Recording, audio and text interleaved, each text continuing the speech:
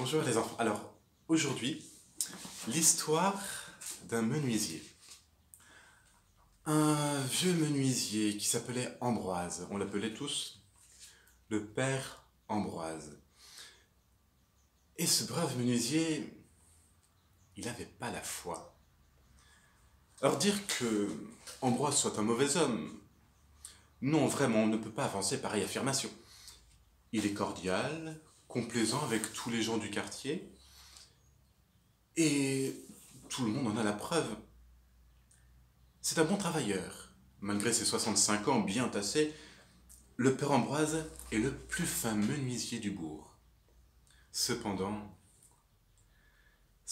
tout cela ne suffit pas à satisfaire Jean-Louis. Jean-Louis, c'est le neveu du père Ambroise.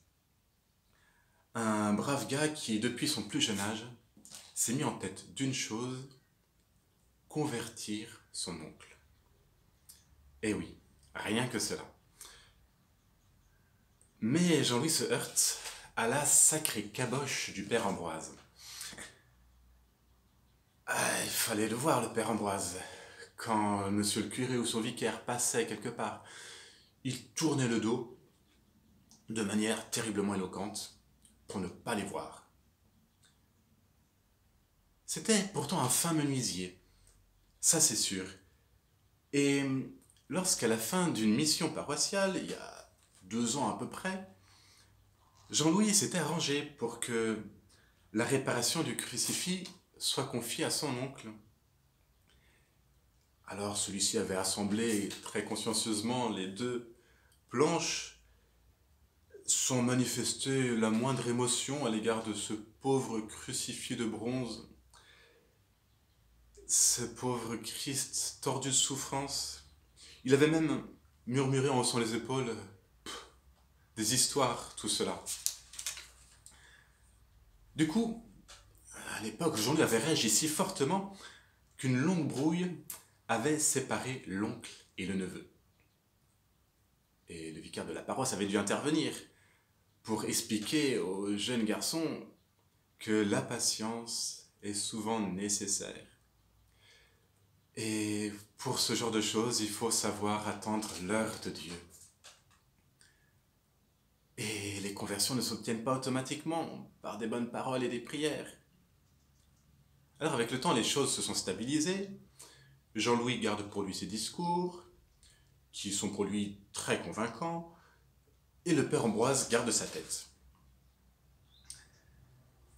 Depuis plusieurs mois, Jean-Louis a négligé cette grande affaire, si bien que le gros pli qui ce matin barre son front n'a rien à voir avec la conversion du père Ambroise. « Bonjour mon oncle. »« Bonjour, fait le charpentier, en dissimulant sous ses sourcils l'épais éclair de joie causé par les visites de son neveu préféré. « Quoi de neuf, ça va chez toi ?»« Oui, mon oncle, tout le monde va bien. Moi, j'étais... Tes visites sont plutôt rares en ce moment. Que deviens-tu ?»« J'ai beaucoup à faire, tu sais, et puis le travail, entre-temps les réunions. »« Ouais, je vois. Pour daigner venir chez l'oncle Ambroise, de si bonne heure, tu dois avoir quelque chose à lui demander. » »« Tout juste, mon oncle. » Le garçon est assez satisfait de la perspicacité de son oncle.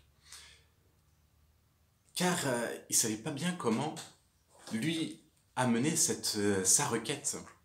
« Eh bien, mon oncle, je voudrais que tu me fabriques une croix. »« Une croix? Encore? Mais qu'est-ce que tu en fais de tes croix? Voilà, presque 2 ans, je t'en ai fabriqué une. »« Mais c'était pour le calvaire, mon oncle. À présent, ce serait pour moi. »« Pour toi? Mais il y en a déjà je sais pas combien dans ta maison. » C'est pas non plus pour ma maison, mon oncle Ambroise. C'est pour moi, vraiment pour moi. Il me faut en fait une grande croix, une vraie. Et Jean-Louis t'expliquait qu'en cette approche du temps pascal, les jeunes de la paroisse ont préparé un petit spectacle sur la passion de notre Seigneur. Et c'est lui, Jean-Louis, qui doit jouer le rôle du Christ. Et donc voilà pourquoi il faut une croix. Encore toutes vos histoires, bougonna Ambroise. Mais voyant son neveu se rembrunir, il ajoute rapidement « Enfin, je te la ferai, ta croix.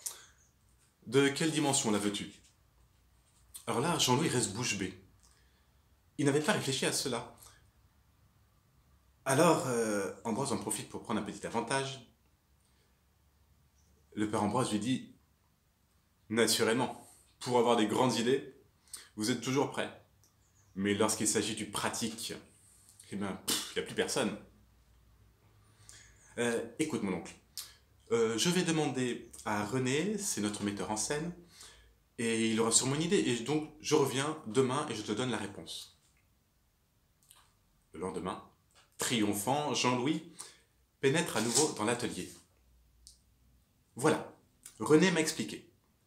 En fait, il faut que tu prennes les mesures sur moi. Hein? D'étonnement, le menuisier relève ses lunettes. Sur toi? Qu'est-ce que c'est que cette façon de prendre des mesures? Tu vas voir, mon oncle, c'est tout simple.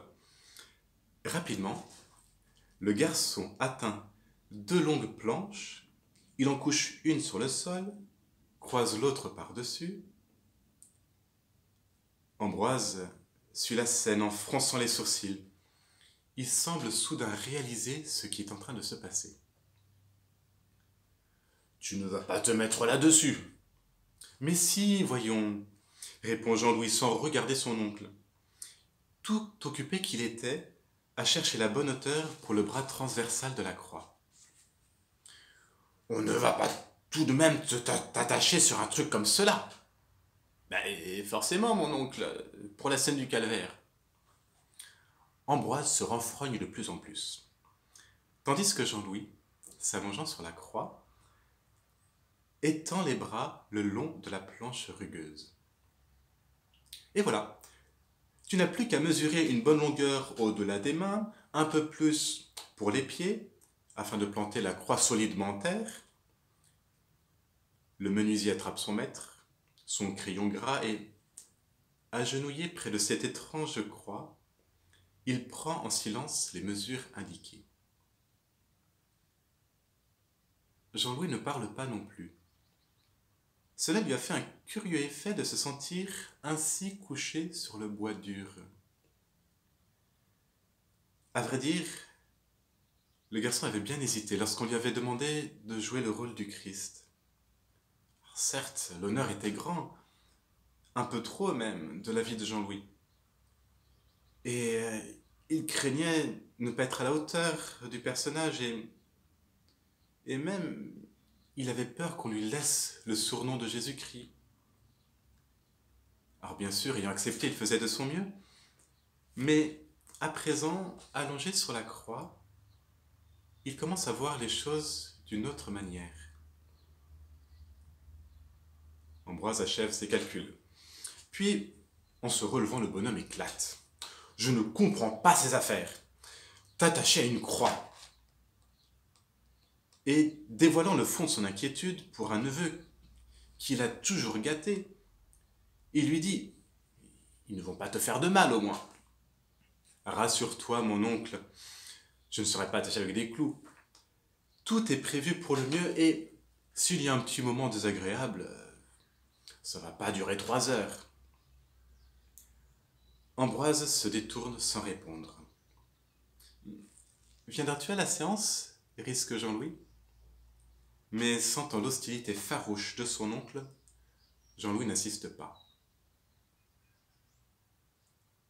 Un peu plus tard, de toute leur âme, de toute leur foi, les jeunes de la paroisse jouent la douloureuse passion de notre Seigneur Jésus-Christ.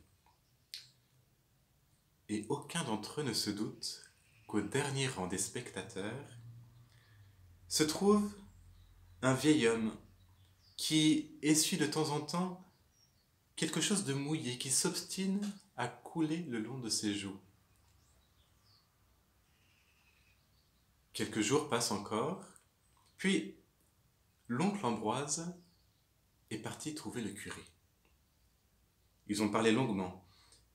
Terminant l'entretien, le prêtre l'a interrogé. C'est la passion de nos jeunes qui vous a décidé, monsieur Ambroise? Le menuisier a secoué négativement la tête. Non, non, monsieur le curé. J'étais déjà remué. Ce qui m'a tout fait comprendre, vous voulez le savoir, c'est d'avoir fabriqué une croix à la taille d'un homme. Et si Jean-Louis n'avait pas accepté de jouer le rôle du Christ?